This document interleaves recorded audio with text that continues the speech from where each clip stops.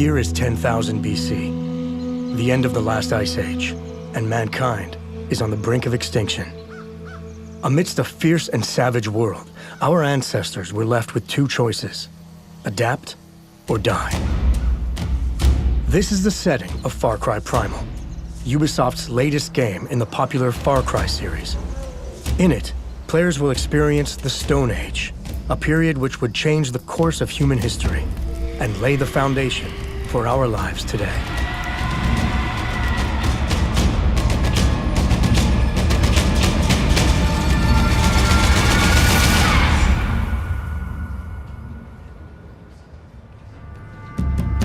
We wanted to build a pure Far Cry, the original Far Cry. Almost something that was stripped of everything that was Far Cry and almost take it right down to its chassis. Primal is you at the dawn of man in a savage frontier, basically trying to figure out whether you can survive.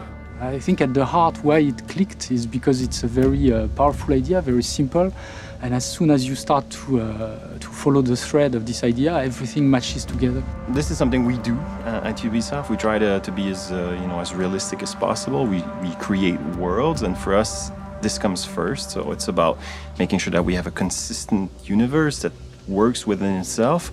So we do a lot of research. My job was to try to provide the team with experts. So we hired historians, linguists, anthropologists to make sure that we got as much data as possible on this setting so that we had it just right. With the help of anthropologists from Montreal's University of McGill, the development team decided to set Far Cry Primal during the Mesolithic period of the Stone Age, in what we know today as Eastern Europe's Carpathian mountain chain. As the Ice Age ended, this region became a verdant climate where life flourished, where tribes from Northern Europe, Western Europe, and Mesopotamia intersected as they migrated across the continent in search of resources. This made for an ideal setting for a Stone Age game. By taking the prehistoric age, and especially the Mesolithic era, we are right into the first frontier, the first time people were actually going to fight for land. Far Cry Primal takes place in a giant valley called Uros, and in it, players will encounter many different human tribes. Each of these tribes depicts an important branch of prehistoric humanity, and each carries their own culture and set of beliefs. The Winja tribe is a tribe of, originally a tribe of hunter-gatherer.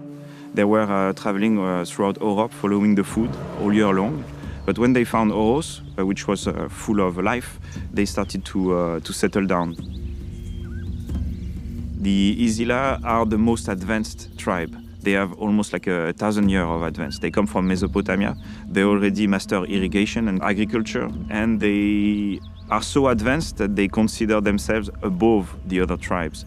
And they started to capture Winja and Udam to do their labor. So in a sense, they're the first slavers. During their research, a third possibility emerged that fascinated Far Cry Primal's development team. Throughout history, there have been known anomalies in human development, groups that have evolved in total isolation for hundreds or even thousands of years. The Udam tribe is an exploration of this concept. The Udam tribe, in order to survive, started to resort to inbreeding. So now they're like a dying breed. They don't know what's going on with themselves, and they're looking for a cure, something that would save them. And they scavenge Oros to eat people that they think might be stronger than them and would provide them the cure.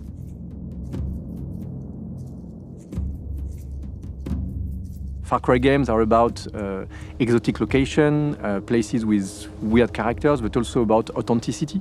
And the language is really essential. We wanted the characters to speak something that could have been spoken at the time, so we turned to experts that we found to help us recreate a language that has been dead for 12,000 years.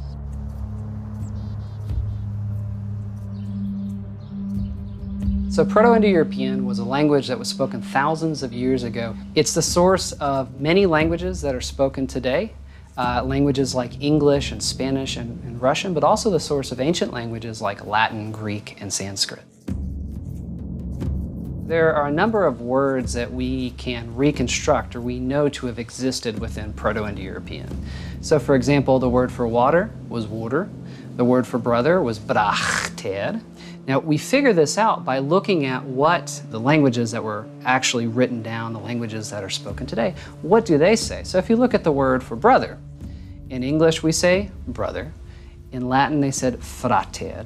In Greek, there's a word that means a member of a secret society called prater. And in Sanskrit, they have bratad.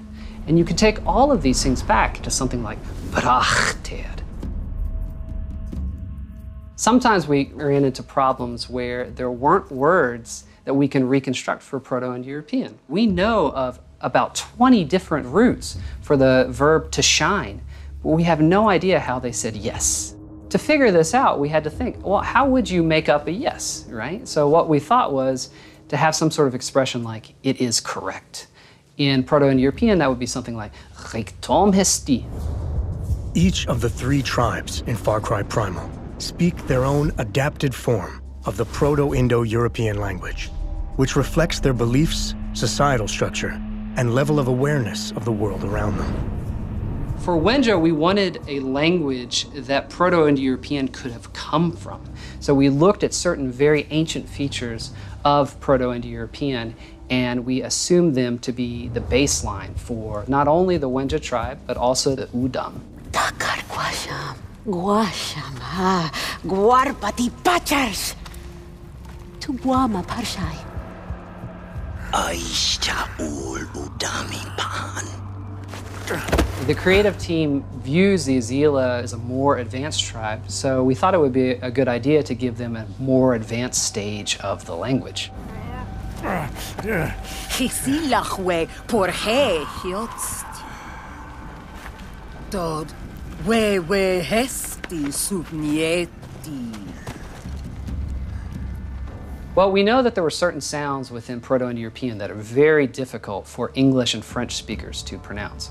We also knew that we needed a language that was easily learnable, right? So when an actor is performing in Wenja or performing in Azila, they're not just memorizing lines and just going with it. They're learning the meaning of every word, they're learning what the grammar of that sentence is, and they have to perform it as such. Getting the game's actors into character was a huge challenge, as our ancestors had none of the mannerisms that are a part of our modern body language. To tackle this challenge, movement coaches were consulted to deconstruct how early man moved and reacted. With the movement coaches, we would start with a warm-up and rehearsal before the shoot. And that consisted of breathing. It consisted of walking, figuring out where your center was so you can drop your center. Modern man walks more upright. So we had to learn how to drop our center of gravity. We had to learn how to not do things that we normally do, like point at people and, you know, just gestures you don't even think about. I convinced Footy, the director, I was like, please, please, please, can I do an immersion language class with the actors? Because I wanted them to really feel like they were speaking this, that they were living this experience. The first day, I came in and the actors didn't really know what they were gonna do. They thought we were gonna do some grammar or something like that. And I did a full immersion lesson. Machi, salwa urus dagua. For me as the actor, it was a challenge because it was something that I'd never done before. I'd never acted in another language, and especially a language that is not known. And as a performer, you want to come in and just be able to, you know, slay it and do your best work automatically. Just come in and go, bam, it's done, you know.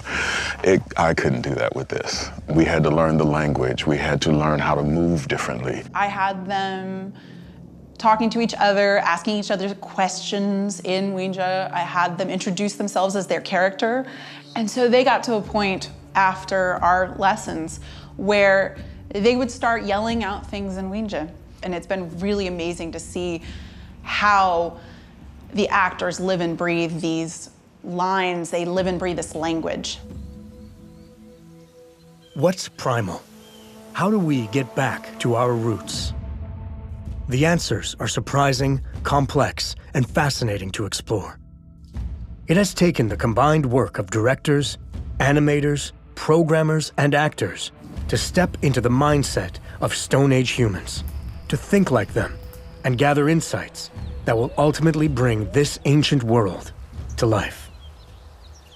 This is really something that's fascinating when you explore the life of men 12,000 years ago, is that they were very close from what we are. They had beliefs, they started to have, they took care of their dead, they wanted to teach the future generation what they had seen and what they had experimented. So they were already really very close from what we were. I think as people, we do tend to live in behind us or in front of us, and we miss what's happening right here.